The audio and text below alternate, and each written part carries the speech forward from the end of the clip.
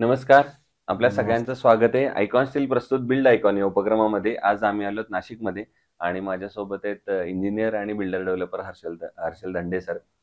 त्यांच्याबद्दल सांगायचं म्हणजे ते स्वतः मी सांगितलं त्याप्रमाणे स्वतः इंजिनिअर तर आहेतच. त्यांनी व्हॅल्युएशनमध्ये मास्टर्स केलेले आहेत. येस. गव्हर्नमेंट रजिस्टर व्हॅल्यूअर पण आहेत आणि आता बिल्डर डेव्हलपर या माध्यमातून जे सामान्यांचं, मध्यमवर्गीयांचं जे घराचं स्वप्न असतं, तेही ते साकार करतायत.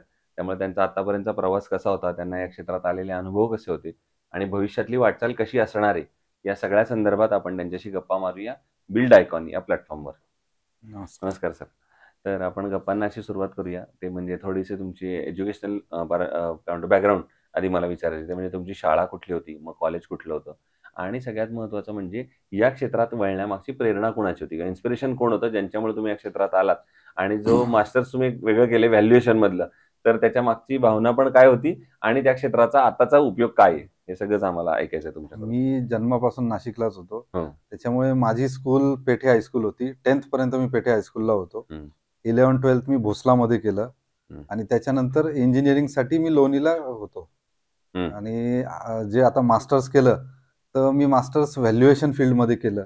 तर त्याचा टेक्निकल कोर्स असा फार नव्हता. तर तो आता संदीप युनिव्हर्सिटीने ओपन केला. तर हं. तिथे एम-टेक व्हॅल्युएशन मी केलं. Okay, okay. हं. तर तुम्हाला पहिल्यापासून हे क्षेत्र आवडतच होतं. हो, मग बेसिकली. आता याच्यातल्या पुढचं आणखीन एक गंमत असते, ते म्हणजे सिव्हिल इंजिनिअर झाल्यानंतर हा बिल्डर डेव्हलपरपर्यंतचा प्रवास कसा होता? कारण इंजिनिअर म्हटलं की तो कन्सल्टिंग इंजिनिअर किंवा अशा राइट, राइट, राइट. डिझायनिंगमध्येच पडतात. मग तो हा पुढचा प्रवास कसा होता? नाही. मी पास आउट झाल्यानंतर 2006 ला मी पास आउट झालो.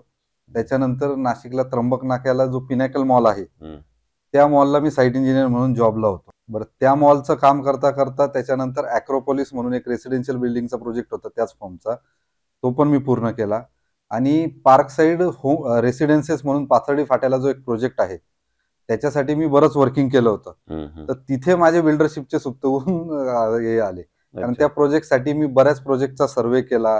कार्पेट टू बिल्ट-अप रेशो, हं, हं, कोण काय अमेनिटीज देतायत, मेंटेनन्स कसा असतो, इलेक्ट्रिकल चार्जेस कसे घेतात, काय घेतात. हं. हे मी तिथे करताच माझ्यात ते भावना जागृत झाल्या आणि मग 2010 ला मी बिल्डरशिपमध्येच आलो. वाह! मग आता या क्षेत्रातल्या काही प्रश्नांकडे येऊया. त्यातला येस. पहिला प्रश्न असा आहे, की या क्षेत्रामध्ये तुम्ही बघितलं असेल, अकुशल कामगारांचं प्रमाण फार मोठं आहे हो. आणि अशा लोकांबरोबर काम करणं बऱ्याचदा धोकादायक सुद्धा आहे. तर तुम्ही ही परिस्थिती साइटवर कशी हाताळता? नाही, याच्यासाठी एक आहे, अकुशल कामगार आहेत. पण ते जे वर्षानुवर्ष काम करतात, ते स्किल माणसांना सुद्धा मागे टाकतात, असा पण काही प्रकार हो, आहे. हो. तर त्या लोकांची मदत घेऊन, कारण त्या लोकांना त्यांचीच भाषा पटकन कळते. हं, तर एक बेसिकली त्यांची घेऊन आणि हं, काही सेफ्टी नॉर्म्स असतात. हं, ते रेग्युलर यूज करून त्याच्यावर आपण जातीने लक्ष देणं हे फार गरजेचं आहे. नाहीतर मग एखादा मिसहॅप झाला, हं. तर मग तो कोणाच्या जीवाशी बेतायला नको, हे फार गरजेचं आहे. गरजेचं आहे. बरोबर आहे. दुसरं बिल्डर डेव्हलपर म्हणून मला नेहमी असं वाटतं, की प्रत्येक साइट वेगळी असते. राइट. त्याचं लोकेशन हो, वेगळं असतं, त्याचं कॉस्टिंग वेगळं असतं. बरोबर. पण अशा वेळेला मग दर्जा आणि ते बजेट या दोन्हीचा समतोल कसा साधता? कारण प्रत्येक कस्टमरला तर वाटत असतं, की मला हो. स्वस्तात आणि चांगलं घर मिळावं. नाही, याचं उत्तर पहिले तर आपल्याला लोकेशन. हं, कारण लोकेशनवर तुम्हाला लँड कॉस्ट काय मिळते, हे लँड कॉस्टवर डिपेंड असतं आणि बरोबर. सेकंड थिंग, तुम्ही प्रॉडक्ट कोणतं बनवतायत. बजेट बनवतायत, प्रीमियम करतायत किंवा कमर्शियल करतायत. त्यानुसार त्याची कॉस्टिंग ती डे 1 लाच ठरवली गेली पाहिजे. बरोबर. आता आम्ही तर तसंच करतो. म्हणजे डे 1 ला ठरवल्यामुळे तुमची कॉस्ट एक टेंटेटिव्हली फिक्स असते हं, हं. आणि त्याच्यानंतर मग तुम्हाला किती प्रॉफिट घ्यायचं आणि काय त्यानुसार मार्केटला कंपॅरिझन करून तुम्हाला सेल करता आला पाहिजे. हं. असा रेट काढून मग त्या पद्धतीने पुढे जाता पुढे येतं. जाता येतं. बरोबर. येस. दुसरं ज्याप्रमाणे तुम्ही इथले नाशिकचेच हो. मूळचे आहात, इथं कामही करताय. तर असं म्हणतात, की नाशिकचा विकास कसा होणार आहे, हे फक्त 2च लोकांना माहीत असतं. एक तर राजकारणी किंवा बिल्डर डेव्हलपर. बरोबर. त्यापैकी एक माझ्यासोबत आहे. त्यामुळे हा प्रश्न तुम्हाला आहे, की नाशिक जिल्ह्याच्या विकासाचं व्हिजन एक बिल्डर डेव्हलपर आणि इंजिनिअर म्हणून तुम्हाला विचारलं, तर तुम्हाला काय वाटतं, आता प्रशासनानं कुठल्या क्षेत्रात काम केलं पाहिजे? बरोबर. याच्यात बेसिकली मी एक सांगतो, की नाशिक हे एक सेल्फ सस्टेन सिटी आहे. इथे फार बाहेरच्या मार्केटचा तेवढा इफेक्ट होत नाही. हं, हं. कारण आजूबाजूला जे ॲग्रीकल्चर आहेत, बरोबर. जे शेतकरी आहेत, हं. त्यांच्यावर हे खूप डिपेंडंट आहे. हं, हं, हं. आणि फार जुन्या इंडस्ट्रीज नाशिकमध्ये आहेत, ज्या कॉर्पोरेशन लिमिटमध्ये आहेत, बरोबर. की बऱ्याच कमी जणांना माहिती की एशियामधली कॉर्पोरेशन लिमिटमधली सगळ्यात मोठी अंबड आणि सातपूर एमआयडीसी नाशिकमध्ये आहे. बरोबर. पण ती त्या प्रमाणात वाढलेली नाहीये. तर बेसिक नाशिक ह्या ज्या एच-एल, अंबड, सातपूर एमआयडीसी आणि ॲग्रीकल्चर बेस याच्यावरच आहे आणि आता बरेच इन्फ्रास्ट्रक्चर प्रोजेक्ट चालू आहेत. त्याच्यामुळे कनेक्टिव्हिटी वाढली आहे. एज्युकेशनलचे पण खूप कॉलेजेस आलेले आहेत. तर याला फक्त एकच आहे की इंडस्ट्रीची ग्रोथ होणं, त्या पद्धतीने इंडस्ट्रीची ग्रोथ नाही झालेली. तर ती ग्रोथ काही प्रमाणात आयटी सेक्टर आणि लॉजिस्टिक पार्क या 2-3 गोष्टींमुळे नाशिकची डेव्हलपमेंट खूप चांगल्या पद्धतीने होऊ शकते.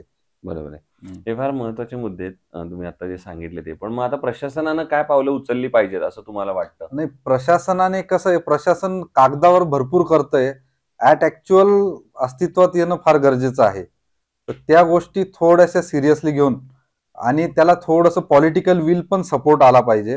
कारण पॉलिटिकल सगळ्यांना करण्याची इच्छा आहे, पण राईट ट्रॅकने पुढे जाऊन ह्या गोष्टी सुधारणा झाल्या तर हे कोणी नाशिकची डेव्हलपमेंट कोणीच थांबवू शकत नाही. वा वा.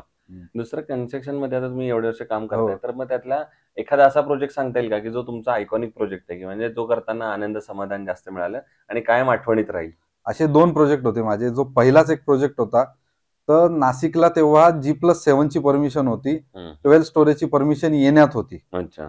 तर तो माझा पहिलाच प्रोजेक्ट होता आणि तो माझा G+10 प्रोजेक्ट होता. तर तो प्रोजेक्ट आम्ही रेडी झालेली पहिली G+10 ची बिल्डिंग माझी होती. बरोबर. म्हणजे प्लॅन पास बरेच झाले होते, G+12 चे होते, पण G+10 ची पहिली प्रोजेक्ट माझा होता. तो कामटवाड्यामध्ये होता. त्यावेळेस जिथे बजेट फ्लॅट्सचा जास्त ट्रेंड होता, तर तिथे मी लक्झरियस फ्लॅट्स केले होते. सुरुवातीला थोडासा त्रास झाला, पण ते फ्लॅटची रचना आणि ते सगळं हे बघून तो नंतर खूप सक्सेसफुल झाला. तो आजही त्या एरियात आयकॉनिक प्रोजेक्ट आहे. वा. आणि सेम तसंच कोविडच्या आधी आडगाव एरियामध्ये मी अंदाजे 112 फ्लॅट आणि 8 शॉपचा एक प्रोजेक्ट होता. तो बजेट फ्रेंडली आणि एरिया फ्रेंडली होता, की शॉर्ट एरिया आणि लोकांच्या बजेटमध्ये बसेल असे ते फ्लॅट होते. म्हणजे 700 स्क्वेअर फुटात 2 BHK आणि 550 मध्ये 1 BHK. आणि त्या प्रोजेक्टला टेरेसवर आम्ही सगळ्या अमेनिटीज दिल्या होत्या.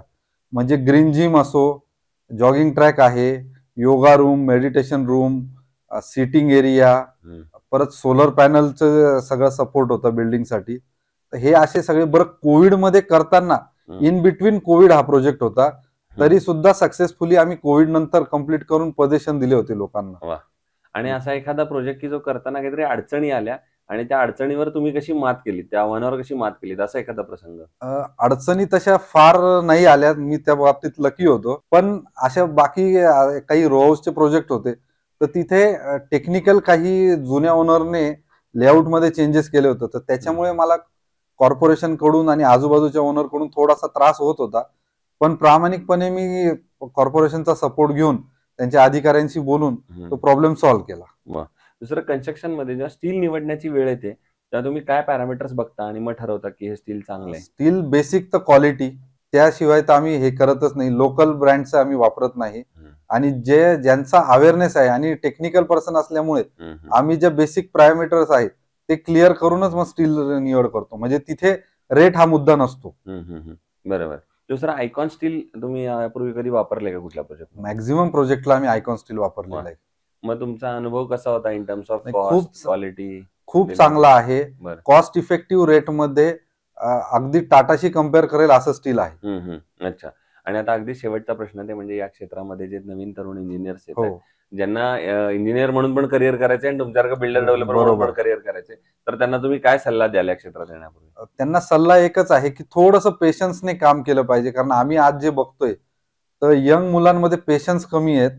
त्यांना डे 1 ला प्रॉफिट पाहिजे. बरोबर. तर सुरुवातीला काम करताना आपल्याला प्रॉफिट ठेवून चालणार नाही. म्हणजे मी माझंच उदाहरण देतो. मी जेव्हा 2006 ला जॉबला लागलो, तर मी 2,500 रुपये पगारावर जॉबला लागलो. पहिले 2 प्रोजेक्ट केले तेव्हा सुद्धा पैसे तर गरजेचे आहेतच, पण बेसिक तुम्ही पैसे न करता क्वालिटीकडे आणि तुमचं नाव कमवण्याकडे लक्ष दिलं, तर नंतर ऑटोमॅटिक तुमचं सक्सेस तुमच्या मागे येतो. वा, क्या बात. तर ते इंजिनियर आणि बिल्डर डेव्हलपर हर्षल दांडे सर, आणि त्यांनी सांगितलं त्याप्रमाणे असं जर तुम्ही मार्गावर चालत राहिलात, तर सगळ्यात महत्वाचं म्हणजे की कष्ट करणे, मेहनत करणे हा तर कायम फॉर्म्युला आहेच. आणि अर्थात हे प्रॅक्टिकल फील्ड आहे, त्यामुळे सतत साईटवर जाणे, त्यातले बारकावे जाणून घेणे हे तर फार महत्वाचं आहे. पुन्हा एकदा सर आपल्या मनापासून आभार की तुम्ही आलात आणि भविष्यात सुद्धा अशीच उत्तम आयकॉनिक प्रोजेक्टची निर्मिती आपल्या हातून घडावी, याच आयकॉन स्टील तर्फे मनपूर्वक शुभेच्छा.